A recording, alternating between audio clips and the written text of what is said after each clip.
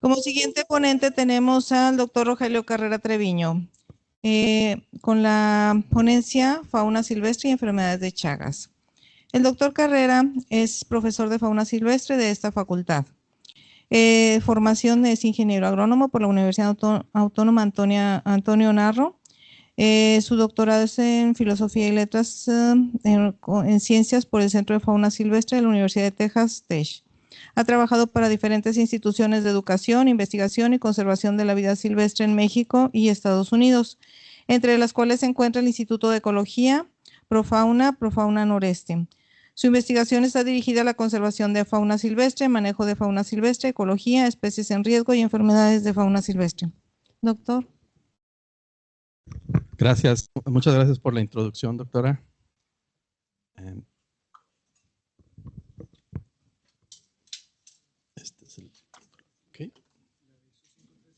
Muy bien, gracias por la atención y por la invitación a seguir con esta tradición ya del seminario de Chagas. Me gusta usar esta diapositiva para contextualizar el impacto que tenemos nosotros en nuestro planeta el día de hoy. Lo que estamos viendo en esta imagen es un trabajo donde midieron la biomasa representada por mamíferos en el planeta. Y en eso estamos incluyendo, en el triángulo que vemos aquí en la parte superior, es si consideráramos la biomasa de todos los seres humanos en el planeta. Somos más de 8,000 millones de humanos. Eso representaría aproximadamente 390 millones de toneladas de personas, ¿no? Y en la parte de abajo vemos lo que está representado por las especies domésticas de las cuales nos alimentamos, incluyendo todas las especies de ganado, ¿no? Que también son incluso más, son 630 millones de toneladas. Pero lo que queremos es compararlo con los mamíferos silvestres. En el lado izquierdo en verde los terrestres y en el lado derecho con los marinos. Entonces eso nos da una idea del impacto que tenemos en el día de hoy en nuestro planeta. Este impacto y estos más de 8,000 millones de humanos en el planeta, pues lógicamente tienen un efecto en las especies. Y actualmente las especies se están extinguiendo. Algunos autores hablan de 10,000 veces más de la tasa natural de extinción que existe en nuestro planeta. Entonces tenemos una crisis de extinción de especies. Algunas especies o grupos de especies tienden a extinguirse o son más vulnerables de la extinción, como por ejemplo los anfibios. Su tasa de extinción es mucho mayor comparada con la de mamíferos, aves o reptiles, y eso tiene que ver con su biología, ¿no? Los anfibios, recuerden, son esponjas, ¿no? Todo el intercambio tanto gaseoso como de otros químicos en el ambiente lo hacen a través de su piel. Entonces son esponjas, si hay algo en el ambiente lo van a absorber y absorben igual contaminantes o patógenos en el ambiente, y eso es lo que hace que sean más sensibles. Bien, resumidas cuentas, es tanto el efecto que hemos llegado a cambiar los procesos biogeoquímicos del planeta al nivel de lo que muchos autores llaman ya ahora como una nueva era geológica en la historia de la vida de nuestro planeta, el antropoceno, ¿no? Por esa huella ecológica que estamos causando. Esta diapositiva la uso yo para aquellos que ya llevaron la clase de fauna silvestre para ilustrar la historia del manejo y conservación de la fauna silvestre en Norteamérica, ya situándonos en nuestro continente, cómo antes de la llegada de los europeos era una situación y cómo fue cambiando esa situación en cuanto a las especies de fauna. Después de la colonización europea vienen décadas, más bien dicho siglos, en los cuales se causa una gran sobreexplotación sobre las especies presentes. Llevamos a muchas especies representativas a la extinción, como la paloma viajera o el gran auk, simplemente porque no los comíamos, ¿no? Y los llevamos a la extinción. En el siglo XX se consolida la ciencia del manejo y conservación de la vida silvestre como una disciplina científica, y eso nos ayudó a recuperar muchas especies durante el siglo XX. Entonces tenemos un periodo después donde logramos recuperar algunas especies de la extinción. El caso del pato de charreteras pues también es de la clase de fauna, los que la han llevado, ¿no? Un gran ejemplo de cómo ser un ave que casi llega a extinguirse, producto de la sobreexplotación y la destrucción de hábitat, a ser una especie hoy muy abundante y donde se cazan más de 1 millón de ejemplares de patos de charreteras hoy en día, todos los años, ¿no? Bueno, ¿y qué nos depara el futuro? Esa es a qué nos estamos enfrentando ahora en este nuevo siglo XXI, ¿no? Y esta creciente población y este impacto que estamos teniendo en nuestro entorno, pues hace que en el futuro el manejo y conservación de la fauna silvestre tiene mucho que ver con el manejo de impactos. Cada vez vemos más impactos y tenemos que manejarlos, y dentro de esos impactos entran las pandemias, las enfermedades emergentes, una mayor exposición en nosotros como sociedad a estas enfermedades asociadas a animales. Bien, la distribución, eso incluye a los enfermedades transmitidas por vectores. Si nosotros vemos en la distribución de cómo se distribuyen los vertebrados terrestres en el planeta, en este mapa de calor, las zonas calientes representan las zonas con mayor diversidad de vertebrados terrestres. Y hay una clara patrón, ¿no? Hay más diversidad entre más nos acerquemos al Ecuador, independientemente de qué zona del planeta nos encontremos. Y este mismo patrón lo vemos en cuanto a las enfermedades transmitidas por vectores. A mayor diversidad de esos vertebrados, tenemos también una mayor diversidad de vectores y por lo tanto una mayor presencia de enfermedades transmitidas por vectores en esas zonas. Y ahora sí nos enfocaremos en el tema del día de hoy, ¿no? Que es el T. cruzi. Es un gran parásito, ¿no? Es un muy buen parásito, muy antiguo.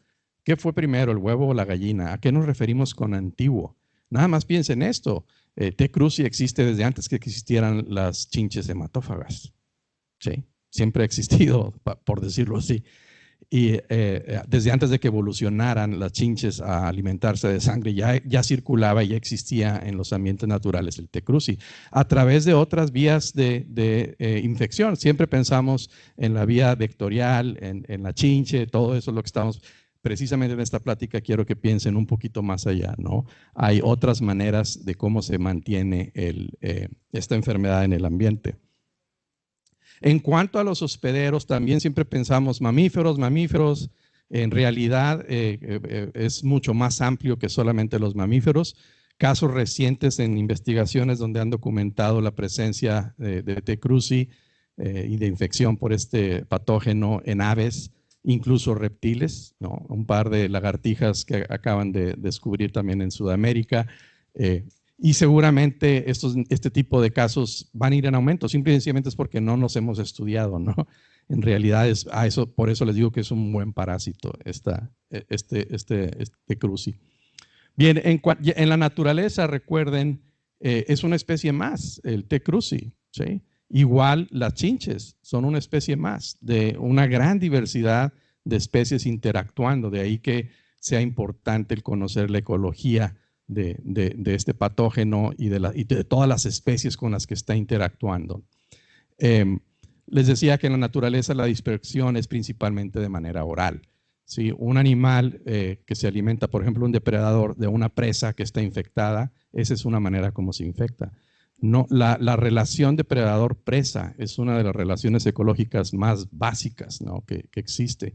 Y es precisamente la manera en cómo se infecta la mayoría de los organismos en la naturaleza. Lo que quiero es que piensen más allá de las chinches, ¿no?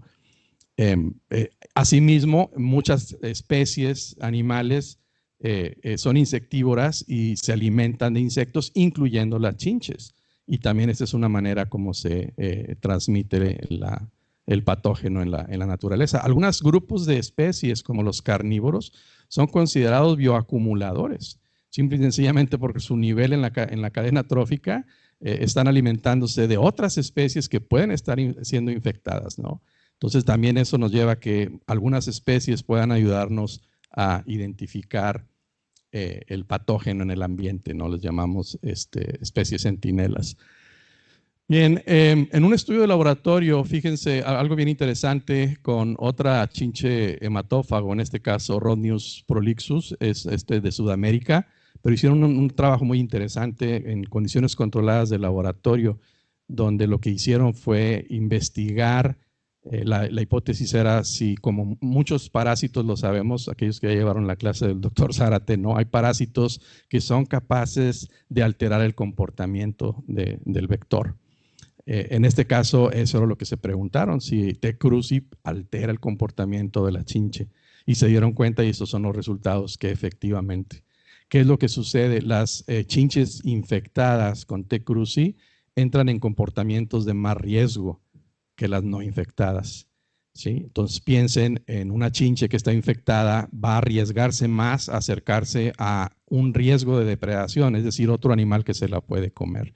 Y eso hace que aumente la tasa de depredación en chinches infectadas, una manera muy ingeniosa del patógeno de dispersarse en el ambiente, ¿no? Entonces esto sucede en la naturaleza.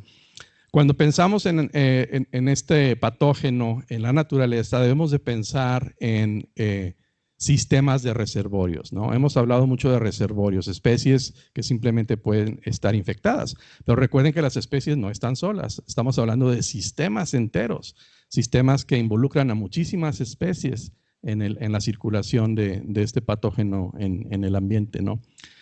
Sin embargo, hay diferencias entre las especies. Y entre los individuos incluso, ¿no?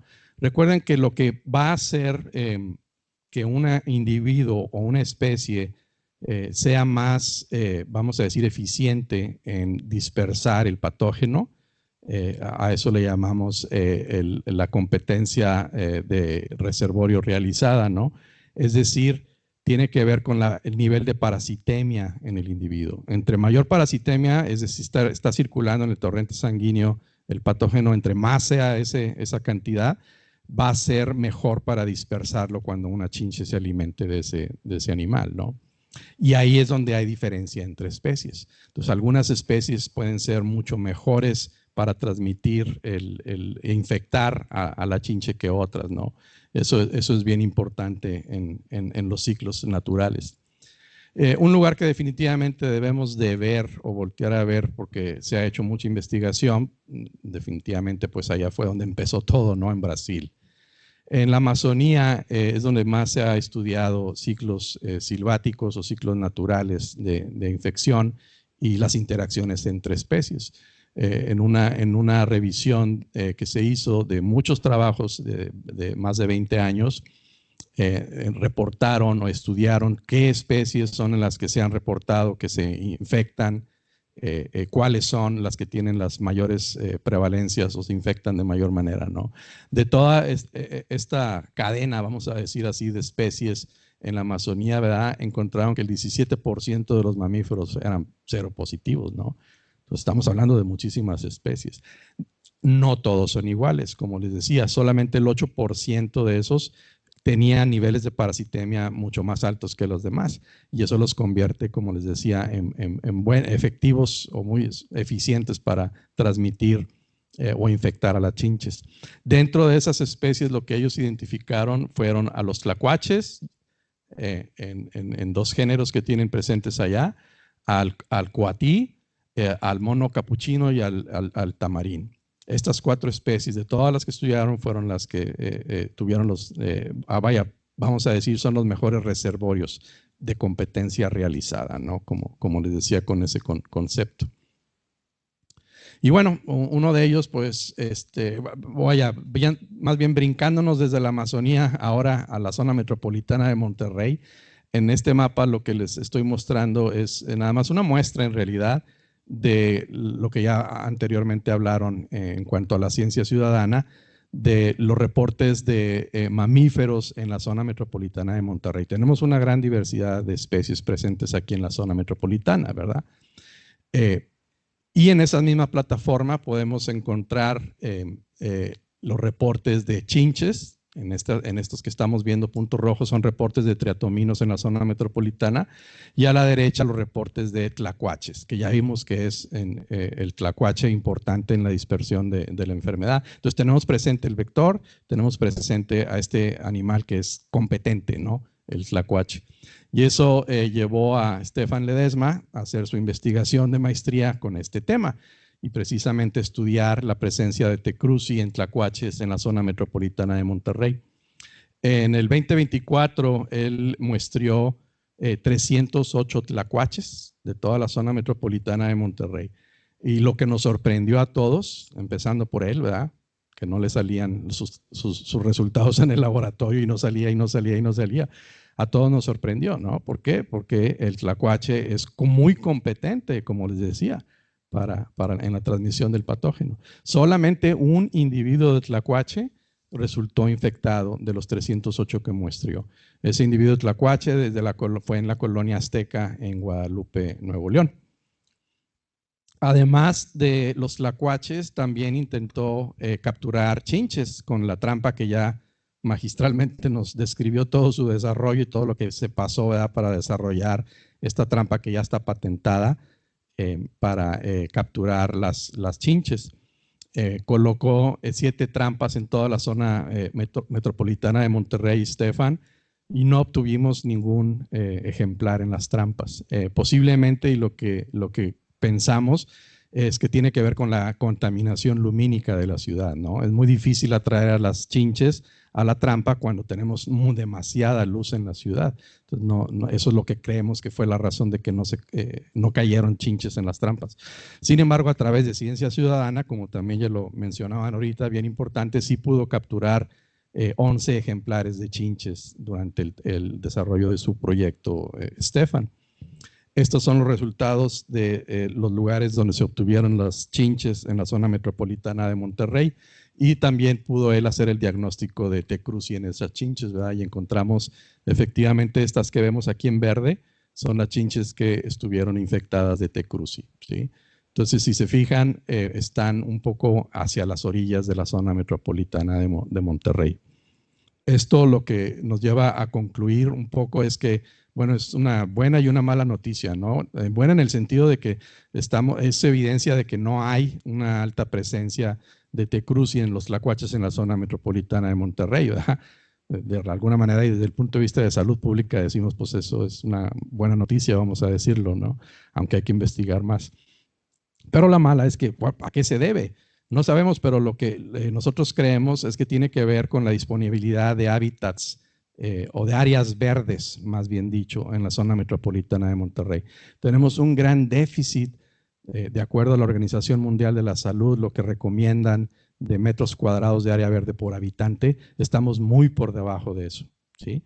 Mientras que en otras grandes áreas metropolitanas sí se ha reportado la presencia del T. cruzi en los tlacuaches, pero son ciudades como Sao Paulo, que están muy por arriba de Monterrey en cuanto a el número de metros cuadrados de área verde por habitante, ¿no? Creemos que tiene que ver con que vivimos en prácticamente en una isla de concreto en la zona metropolitana de Monterrey, y eso reduce la disponibilidad de hábitats tanto para el vector como para el reservorio, ¿no? Y bueno, por último, pues nos hace falta investigar mucho más, pero el mensaje que les quería decir es, desde el punto de vista de la ecología de la enfermedad y la interacción entre las diferentes especies, es bien importante entenderlo y nos va a ayudar a desarrollar estrategias para el manejo de esta enfermedad, lamentablemente desatendida. Y bueno, como veían, otro de los especies altamente competentes, pues es el cuatí. Y estas fotos las vemos aquí todos los días, ¿no? Los cuatís con la gente en la zona metropolitana de Monterrey.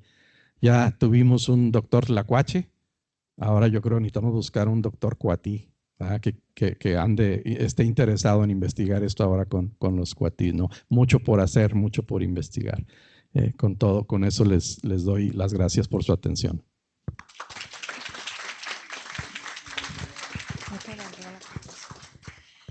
Gracias, doctor Carrera, por su presentación, y bueno, pues hacemos la entrega del respectivo reconocimiento por su participación.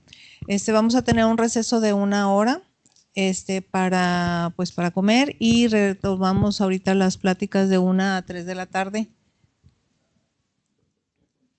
Gracias. Todo el trabajo que se está presentando aquí, la verdad es que es una búsqueda de literatura de todos los ponentes, y pues es bastante trabajo. Ojalá que se aproveche mejor. Gracias, y nos vemos en 1 hora.